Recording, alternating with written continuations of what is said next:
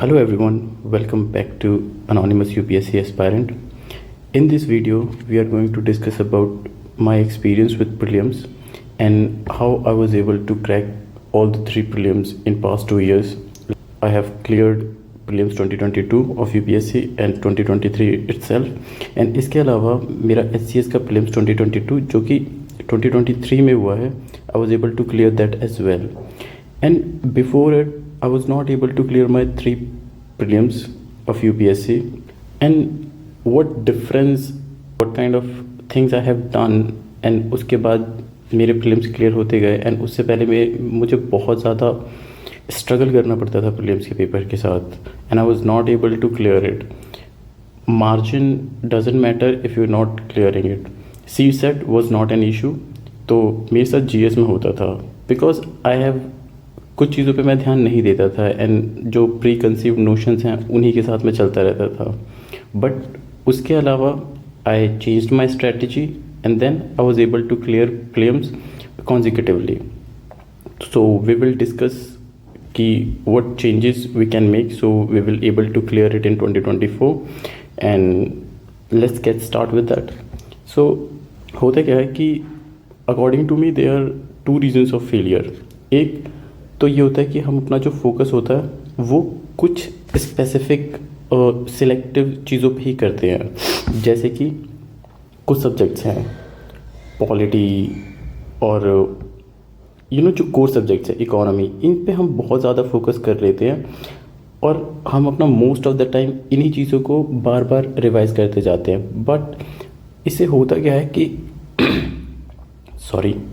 इससे होता क्या है कि जो लो हैंगिंग फ्रूट्स हैं हमारे वो मिस हो जाते हैं, या फिर और अब जिस हिसाब से प्रीलिम्स का पैटर्न चेंज होता जा रहा है तो questions are not directly from our resources. The framing of question is bit difficult. तो आप सिर्फ अपने कोर सब्जेक्ट्स पे फोकस नहीं कर सकते. इसके अलावा दूसरा रीज़न क्या है कि हम जो लो हैंगिंग फ्रूट्स हैं उस पर हम बिल्कुल भी ध्यान नहीं देते, या फिर व्हाट वी डू कि जस्ट नेक्स्ट 2-3 मंथ्स में लास्ट के जो बचते हैं after March we will do only simple reading 1 और 2 टाइम्स फॉर दो सब्जेक्ट्स, जैसे कि साइंस एंड टेक. अब इस पे स्पेसिफिकली ना तो कोई रिसोर्सेज हैं हमारे पास जहाँ पे एक क्यूमुलेटिव नॉलेज हो, और ना हम इस पे ज़्यादा ध्यान देते हैं. We just rely on monthly current affairs और पीटीज़. उसके अलावा हम अलग से एफर्ट नहीं मारते साइंस एंड टेक पे. दूसरा एनवायरनमेंट, क्योंकि हमें ये पता है कि IFOS का भी प्री सेम होता है CSC वालों के साथ ही. तो ऑफकोर्स एनवायरनमेंट के क्वेश्चंस ज़्यादा आते ही आते हैं, लेकिन अब जो एनवायरनमेंट के क्वेश्चन आ रहे हैं वो स्टैटिक के बजाय दे आर कंटेम्प्रेरी, लाइक पिछले 2-3-4 सालों के करंट अफेयर से वो उठा लेते हैं.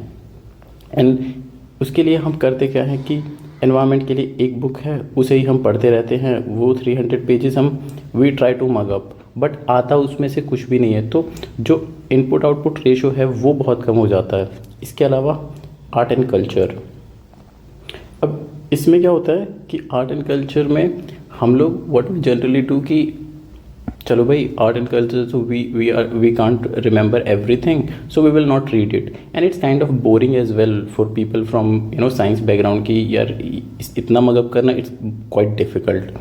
सो ये रीजंस हैं जहाँ पे हम अपना सिलेक्टिव फोकस कुछ चीज़ों पे दे देते हैं, और जो चीज़ें आज की डेट में नियरली 50 क्वेश्चंस कैरी कर रहे होते हैं जो सब्जेक्ट्स, वहाँ पे हमारी जो इम्पोर्टेंस होती है वो बहुत कम होती है.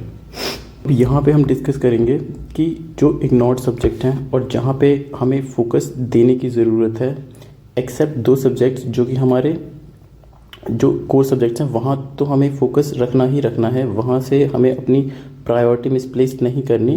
बट उसके साथ साथ जो हमारे इग्नोर्ड सब्जेक्ट हैं हमें उन पे भी इक्वली फोकस करना है, बिकॉज जब हम इग्नोर्ड सब्जेक्ट जो हैं हमारे वो लो हैंगिंग फ्रूट्स हैं. अगर बिकॉज इनका हमें कम एफर्ट्स में ज़्यादा आउटपुट मिलने के चांसेस होते हैं as compare to more focus subjects, जैसे कि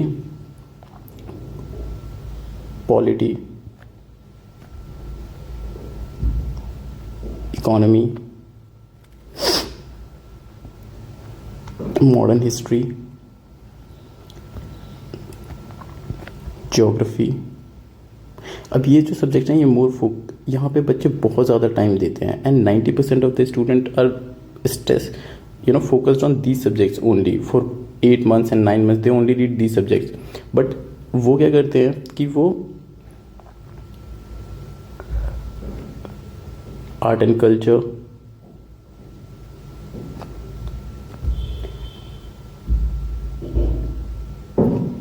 एंशिएंट एंड मिडिवल हिस्ट्री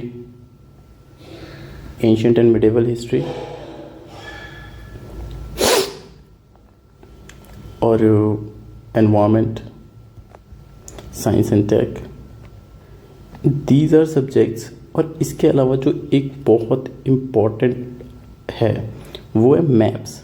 बच्चे क्या करते हैं, मैप्स को ना रीड करते हैं। मैप्स रीड करने से नहीं होता है यार, we have to practice it. क्योंकि अगर हम 2023 का पेपर देखें ना तो 2023 में IR जो था वो मैप से ज़्यादा रिलेटेड था as compare to just being a factual news और something like that. It was more related to maps. और अगर जिसने मैप्स कर रखे होते ना वो IR के मेजॉरिटी ऑफ क्वेश्चंस कर पाता। तो हमें what we need to do is, because we have ample amount of time and we need to focus on these areas. मतलब हमें ये जो है ना इस पे हमें फोकस करना पड़ेगा जो इग्नोर्ड सब्जेक्ट हैं।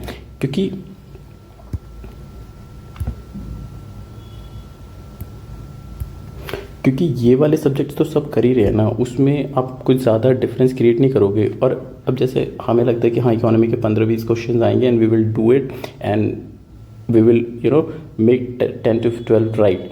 बट इस साल के आप इकोनॉमी के क्वेश्चन देखो तो हार्डली देयर वर 10 क्वेश्चंस। तो you can't rely on these subjects because ये जो सब्जेक्ट्स हैं इनका वेटेज बढ़ता जा रहा है और ये बहुत ज़्यादा कंटेम्प्रेरी होते हैं। सो अब इससे हमें करना कैसे है वो चीज़ें हम नेक्स्ट वीडियो में डिस्कस करेंगे कि what resources we need to follow to tackle these subjects. क्योंकि यहाँ पे जो मोर फोकस्ड वाले हैं इनके पास हमारे पास है कंटेंट, हमारे पास रेफरेंस बुक्स हैं and we just need to follow those with a little bit of changes. अब इसके अलावा जो बच्चे हैं वो बहुत ज़्यादा टाइम न्यूज़पेपर रीडिंग पे लगाते हैं, nearly 1 to 2 hours on a daily basis. And believe me, I did the same mistake. That's why I'm telling you. In initial days, I was giving 2 hours to newspaper. But इसके साथ problem क्या होती है ना कि उस दिन या फिर नेक्स्ट 2-3 डेज आपको वो न्यूज़ याद रहती है। बट एग्ज़ाम हॉल में उसे याद आना ना बहुत मुश्किल हो जाता है। एंड बिलीव मी, पूरे साल में इतनी ज़्यादा न्यूज़ एक्यूमुलेट हो जाती है ना कि एग्ज़ाम वाले दिन यू कांट रिप्रोड्यूस इट। आपको उस दिन याद ही नहीं आता। Believe me, I have been there and done that. उसके अलावा देयर इज़ अ नोशन कि हाँ यार हंड्रेड्स ऑफ मॉक टेस्ट लगाते हैं उसके बाद तो अपना हो ही जाएगा श्योर शॉट। मैंने अपने प्रीवियस अटैम्प्ट्स में 60 to 70 मॉक्स लगाए हैं, इसके बाद भी मेरा क्लियर नहीं हुआ। And in 2023 believe me, frankly speaking, I have done I guess 10 to 12 mocks hardly and I was able to crack it in both 2022 and 2023 attempt. So what was the reason? मतलब जो ये चीज़ है ना कि हमें 100 of mocks लगाने हैं वो बिल्कुल ही बेकार है, मतलब बकवास है अकॉर्डिंग टू मी। जिन लोगों को लगता है they can do that, it's totally good, no problem. But क्योंकि मेरा फोकस जो रहता है मेरा रहता है PYQ पे कि PYQ करना है। क्योंकि वहाँ से क्या होता है ना, आप UPSC के माइंडसेट को कैच करने की कोशिश करते हो। बट मॉक्स जैसे क्वेश्चंस आपको मिलेंगे ही नहीं एग्ज़ाम हॉल में। सो यू विल नॉट, क्योंकि मॉक्स ना क्या होते हैं, ये ना थोड़े फैक्चुअल होते हैं। And when you go in exam तो वहाँ पे जो ट्रिक्स या फिर जो एलिमिनेशन के लॉजिक्स लग रहे होते हैं ना वो मॉक्स में नहीं लगते। और मॉक्स से फिर आपको लगता है कि नहीं यार ये तो एलिमिनेशन ट्रिक हमारी काम कर नहीं रही, तो हम इसे एग्ज़ाम हॉल में लगाएंगे ही नहीं। सो यहाँ प्रॉब्लम आ जाती है। उसके बाद अब इनिशियली बच्चे क्या करते हैं ना, वो स्टार्टिंग से ही ना ट्रिक्स और गेस वर्क पे काम करना चालू कर देते हैं। बट मुझे ऐसा लगता है कि ट्रिक्स और गेस वर्क ना after accumulating a particular amount of knowledge उसके बाद ही काम करते हैं। अब ऐसा तो नहीं हो सकता ना कि ABCD में आपने तुक्का मार दिया कि चलो D है, बट D हो सकता है आपका सही भी हो जाए। बट पॉइंट ये है कि वो हर क्वेश्चन में उसके सही होने के चांसेस बहुत कम हो जाते हैं। लेकिन जहाँ आप अपना नॉलेज का काम करो वहाँ से 2 ऑप्शन एलिमिनेट करो, एंड जब 2 ऑप्शन एलिमिनेट हो गए उसके बाद आप लॉजिक लगाओ, और वो लॉजिक ऐसे नहीं होता कि जस्ट तुक्का मार दिया, it's based on some knowledge, आपकी गट फीलिंग, कहीं ना कहीं प्रीवियसली पढ़ी हुई कोई नॉलेज होती है, वो होता है रीज़न। तो इनिशियली हमें फोकस करना चाहिए नॉलेज एक्यूमुलेशन पे, और ट्रिक्स जो होती है वो बाद में काम आती हैं जब आपने नॉलेज एक्वायर कर ली है, एंड नाउ यू नो कि आपके नॉलेज से सिर्फ 2 ही ऑप्शन एलिमिनेट हो पा रहे हैं, then you go for guesswork. ऐसा नहीं कि पहले ही देखते इस चलो डी मार देते हैं, क्योंकि हमारे तो ट्रिक्स लगानी है हमें सीधी। अब इसके बाद जो फाइनल चीज़ आती है वो ये है कि अब UPSC is not just about elimination और luck, it's more about knowledge. जैसे कि इस बार तो 2023 का पेपर था, nearly 45 to 50 questions were there जो कि ऐसे थे, ओनली 1, ओनली 2, ओनली 3, ओनली 4। अब ऐसे क्वेश्चंस में ना, believe me, you don't have any other option, और उसमें सिर्फ आपको सिर्फ एक चीज़ पता होनी चाहिए, that you exactly know the options. अगर आपको 2 ऑप्शंस भी नहीं पता ना, आप वो क्वेश्चन प्योर तुक्का मारोगे, and it's totally based on luck कि वो सही होगा या नहीं होगा। सो मुझे ऐसा लगता है कि यहाँ पे नॉलेज बहुत ज़्यादा रोल प्ले करता है, इसीलिए पेपर डिफ़िकल्ट होता जा रहा है ईयर बाय ईयर। और इसके अलावा दूसरी चीज़ जो है कि हम एलिमिनेट करें कैसे when you don't know the answer, क्योंकि कुछ क्वेश्चंस होते हैं जिसमें हमें एग्जैक्ट बिल्कुल भी कुछ भी आइडिया नहीं है, मतलब एक भी ऑप्शन हमें नहीं पता। तो वहाँ पे कुछ ट्रिक्स होती हैं, अगर वो काम कर जाती हैं, है ना, जैसे कि वर्ड ब्रेकअप होता है ना, उसे वर्ड को ब्रेक करके देख सकते हैं हम। अदरवाइज कुछ और चीज़ें होती हैं जो आपके नॉलेज के बेसिस पे वो आपको पता होती है, आपने कहीं ना कहीं पढ़ रखी होती हैं कि हाँ यार ये चीज़ तो मैंने वहाँ रीड करी थी, and it can't be the answer. तो वहाँ से आप एलिमिनेशन को यूज़ कर सकते हो। उस जब आप PYQ करोगे ना, तो you will get that idea कि एलिमिनेशन या फिर जो लॉजिक्स होते हैं वो लगते कैसे हैं। एंड बिलीव मी, उसके अलावा अगर आप प्योर तुक्का मारने की सोच रहे हो, then you are doing a really good damage to yourself, believe me. सो ये चीज़ें हैं that you need to focus on ignored subject, and you have to gain knowledge first, and उसके बाद ही आप ट्रिक्स या फिर लॉजिक्स पे जाइए। पहले आप नॉलेज पे फोकस करिए कि हाँ ये सबसे इम्पॉर्टेंट चीज़ है कि हाँ that we have to gain knowledge.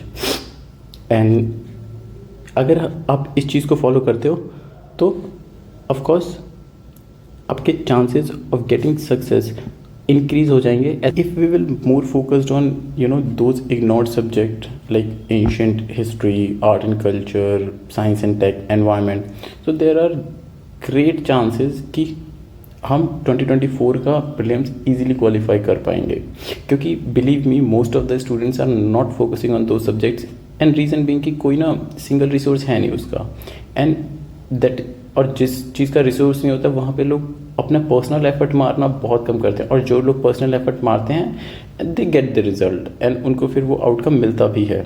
सो या माई एडवाइस वुड बी कि we need to focus on gaining knowledge, focused on ignored subjects, and if you will do that diligently, you will crack it, believe me. So yeah, that's it for this video.